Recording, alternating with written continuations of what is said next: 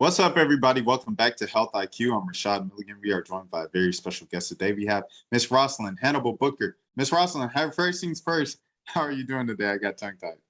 I am wonderful, Rashad. How are you? I'm doing well, just as well. And you're up there in the DMV right now, over there in kind of the Maryland area, doing some work. Just what are some of the things that you have going on up there? So I am actually at NCNW, National Council of Negro Women headquarters. We're located on Pennsylvania Avenue. We are the only African American owned property between the White House and the Capitol. And we are currently out supporting the nomination for the first African American female SCOTUS, working hard in letting our voice be known. We are having a call out today beginning at noon, where we're encouraging our members, our supporters to call their senators to let them know our expectations for their vote in favor of this overly qualified female. Right, Miss Roslyn. So, um, like we briefly discussed, I was saying how this is the biggest story in the country right now, biggest thing going on with this historical moment. Uh, just a little more insight on it. A lot of people have been saying some of the questions that have been thrown out to her over the last couple of days just don't make sense, and they aren't questions that usual candidates would get for this position. Just what have some of those questions been and stuff to catch everybody up to speed if they aren't fully aware of what's been going on? So, in short, the Republicans are using this as an opportunity to um, do talking points, sound bites that they will later use in their bids for other offices. And so the line of questioning isn't really direct about learning more about this potential candidate as much as it is about them making a political stand. And so, as they have recently done, as of yesterday, there was this marathon questioning her rulings, especially as it related to sex offenses, and asking her to provide judgments on future cases. But that's not what a Supreme Court justice does. You can't. Um, it would be inappropriate for her to provide her judgment on a any hypothetical situation. She follows the law, and when she's in that seat and those decisions are brought to her following the law, then she makes a decision. But this is not the confirmation hearing is not an opportunity to ask her to prejudge a situation. So quite inappropriate, but not unexpected, right? We knew that this would be the course and that she would have to do extra and the most in order to prove herself. But again, as I said earlier, she's overly qualified. And so certainly she's able to, unfortunately, have to handle this type of questioning. Right. And what is your response, I guess, to the people, a lot of the white ringers and stuff like that, who have just kind of called this an affirmative action stunt? Because Joe Biden did promise this on his campaign trail to have a black woman to nominate her to the Supreme Court justice. Like, what is your response to kind of those type of claims and people who are saying it's just because of who her demographic? I would say that regardless of her demographic, I think we would be hard pressed to find anyone who has qualifications that matches hers. Even if you look at her qualifications versus those that have recently been placed on the Supreme Court and others, she's still highly qualified. In addition, I'm okay with the fact that the president has taken a stand to ensure that the Supreme Court is has equity, that everyone on the Supreme Court isn't just a white male, but that the Supreme Court looks like America, and that the laws that are being made by individuals with the insight of individuals of all Americans. And that includes having the perspective of an African American female. So I don't see any negative in it. I think that's what America is about: diversity and equity. Right, right. And going back to the beginning where you kind of introduced yourself on the board of the National Council of Negro Women, the NCNW. Just going back to that, in your years kind of in that position on that leadership board, have you seen any type of progress in America of the way that they treat Black women? So, correction, I'm not on the board. I'm actually a staff member, and I'm the director of philanthropy. And I've been with NCNW for going on 2 years. So I'm still a newbie. But have I seen progress since I've been here? Yes. NCNW is always moving toward progress. That is our mission. And over the years, African American women have always been making progress for diversity and equity. Even if you think back to our founder, Dr. Mary McLeod Bethune, and her involvement with the Black Cabinet under the Roosevelt administration, it was, her very stern but non-assuming leadership that allowed the opening of employment opportunities as well as providing African Americans to have a voice on laws that were being made, especially the New Deal in which Roosevelt was shaping during that time. And and she was able to be a leading voice in politics, starting a movement and then following Dr. Dorothy Height, who was a leader, maybe not in front, but certainly um, in the background of the civil rights movement and lending her voice to ensure that once again African American women, their voices were at the table and being heard, as well as leading the movement. And we think of all of the women during that time. So is progress being made? Yes, it certainly is being made. Are we continuing to make progress? Certainly we are. Look at the first vice president of the United States, Kamala Harris, a woman of color. We will soon have our first African American female SCOTUS. Progress is being made. History is being made. Right, right, right. Now, also another thing that you do, you are the chair of community conversations over there in the DMV area. So I just wanted to ask you, what are some of the, if you've had any community conversations you all have had for Women's History Month this March? Yeah, so another title I hold is Chair of the Community Conversations for Harford County Commission of Women, and that's actually across the 95 corridor in Maryland. And we're having conversations on a lot of various topics that affect female, including COVID. In the early stages of COVID, we are planning a conversation that will be happening early summer on challenging conversations. And so, what words are politically correct? What civic language should we be using when we're talking to people of various races and when we're talking with women? Uh, for instance, a congressman. Is that appropriate when we have congresswomen?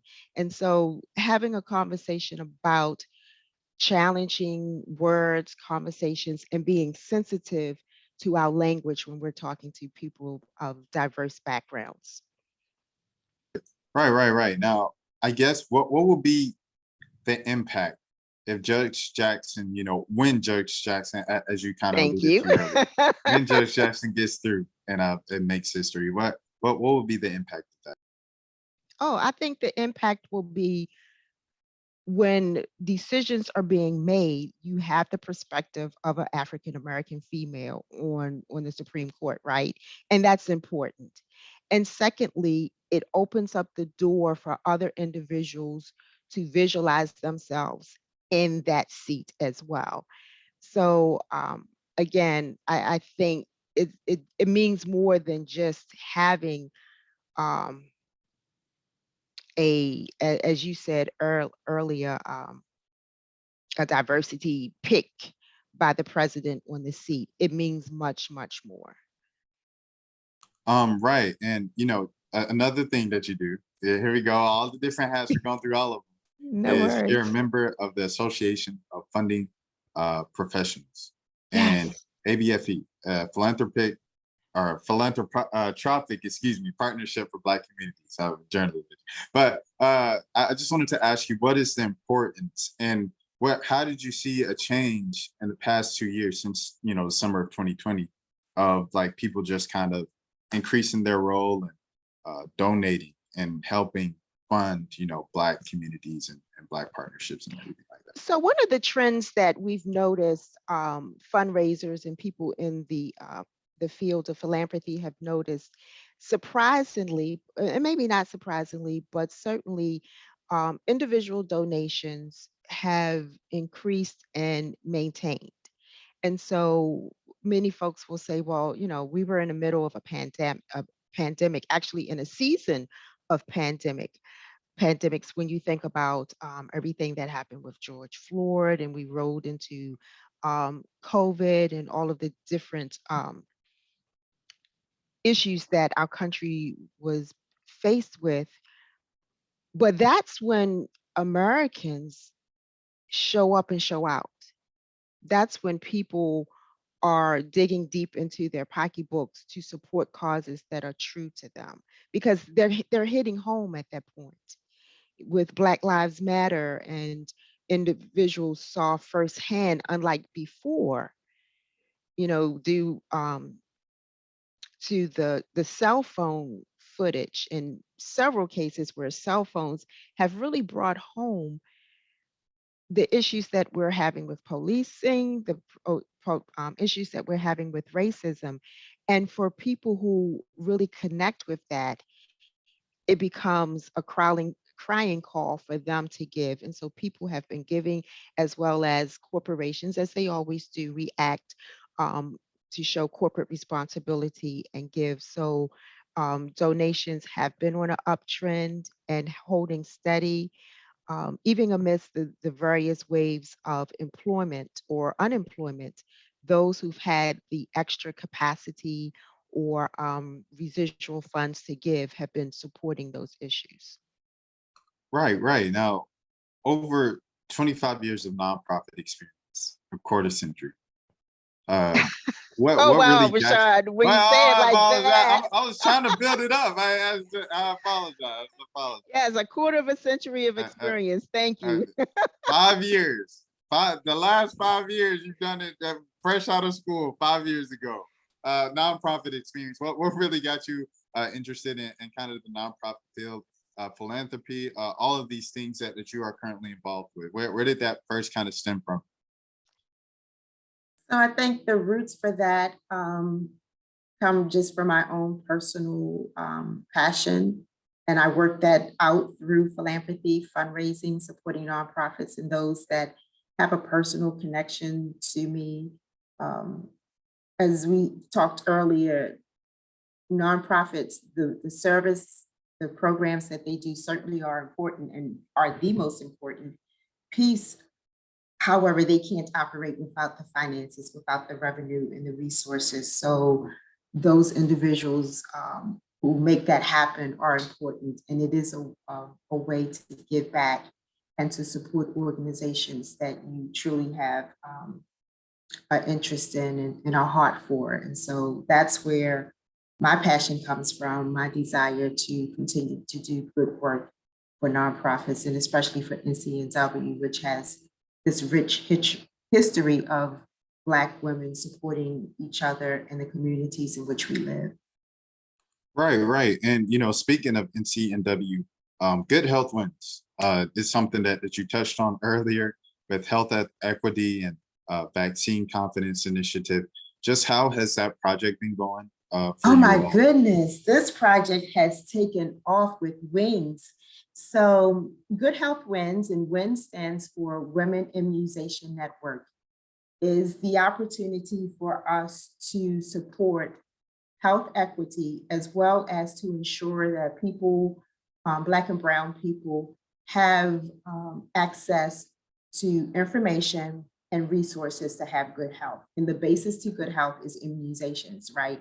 We know a lot more than we did 3 years ago before we reached this pandemic, but we know that immunizations to protect us all are important. And so not just for COVID, but when you think about measles and mumps and and the potential to be dangerous to the community because they're communicable diseases, it's really important that we all have information. And so Good Health Wins is just an opportunity and has been an opportunity for NCNW to engage in some important work. We have now 26 partners that includes our state, our local state affiliates, as well as the national affiliates of NCNW, of which we have several.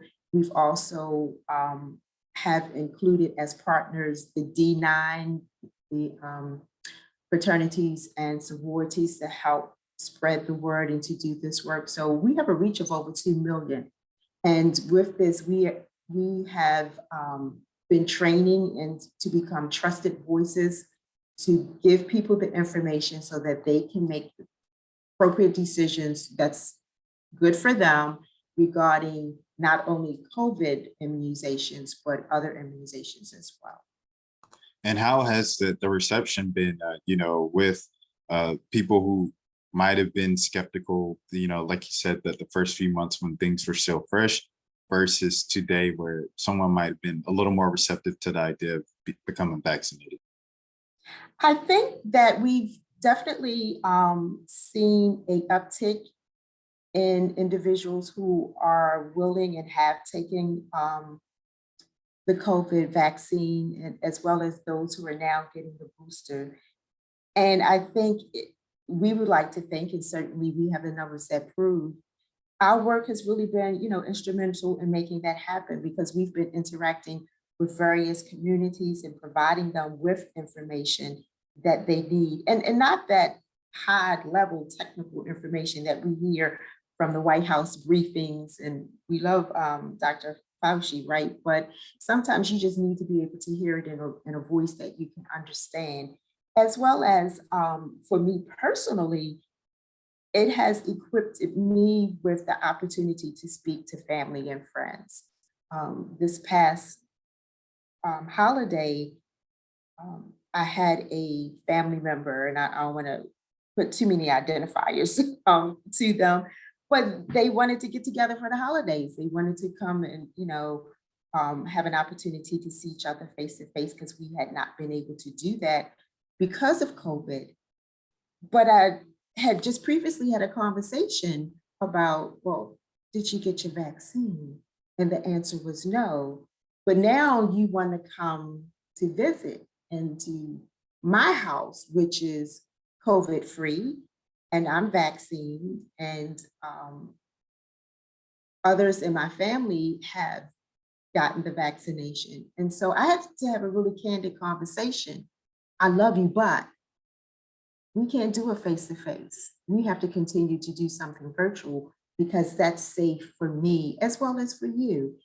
And I can hear the hurt in the voice, but that's what COVID did for us. It put us in a position where we had to make some tough decisions and we had to have some tough conversations.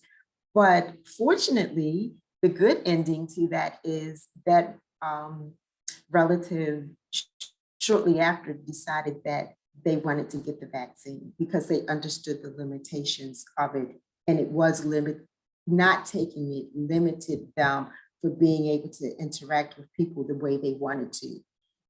And so, again, just sharing that information with individuals that the vaccine is safe, there are no abnormal side effects, and that it's good for not only yourself, your family, and your community. This is how we control this pandemic. Right. And you mentioned kind of that interaction that you have with a family member, but on this trail, I guess, with like you said, you talking to people that's kind of like a lot of kind of family and friends and stuff too, and just in the general public. Have you ever had a tough interaction with one of them, or not even a tough interaction, but like a conversation where it got a little heated, where they're like, "Well, I never trust so and so because," and they go down the history path, and then you kind of have to combat. Like, have you ever had that? So I think we all have had challenging conversations about not only the vaccine, but all of the precautions that go with being in a pandemic, wearing a mask, staying 6 feet apart. For some people, that was just casual,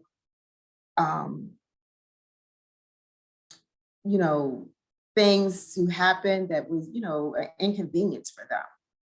I don't want to stay 6 feet apart. I want to be up close to you when I'm in the grocery store, or I don't want to wear a mask because I can't breathe. The fact that you're talking proves that you can breathe. But for some people, it was an issue. And then when you're that individual, like for me, I'll, be transparent and share that I have asthma. So COVID for me I have an extra concern because of that.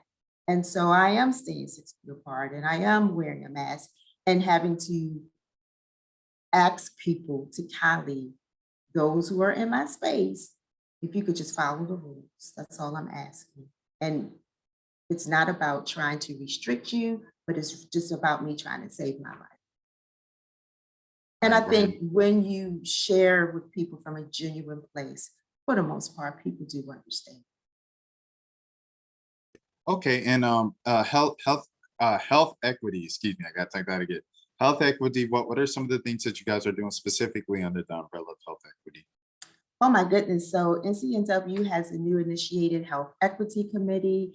It's led by a wonderful NCNW member out of Georgia by the name of Shara Denton. We are covering a wide array of health issues that affect Black women, Black communities, tackling them on, including breast cancer, premature births, and others. And again, doing some on the ground work with educating individuals and connecting them to resources to ensure that our communities are healthy and staying healthy. Well, all right. I appreciate it so much, Ms. Roslyn Hannibal Booker, from the NCNW, working on the Good Health Wins initiative, as well as working to help Judge Jackson get over there with the Supreme Court justice. Is there anything else, Ms. Roslyn, before we get off? Nothing else, just that if there is one thing I would say for those individuals who are following the confirmation, that if you have an opportunity, please call your senators, please call those switchboards to let them know that you're watching. If you hear stuff that you want to react to, call your senator and react to it and let them know that you're listening. If it's something that you don't appreciate, let your voice be heard. And in the same vein, if it's something that you do appreciate, encourage your senator to continue to support her. This is history being made. It's important that this happens, and we need to let those who are making those decisions know we are depending on them. Our expectation is that she will be confirmed. All right. Well, you heard it here first from the NCNW staff member themselves, Rashad Milligan, once again, for rolling out Health IQ. You guys take care of yourselves. I'm going to say.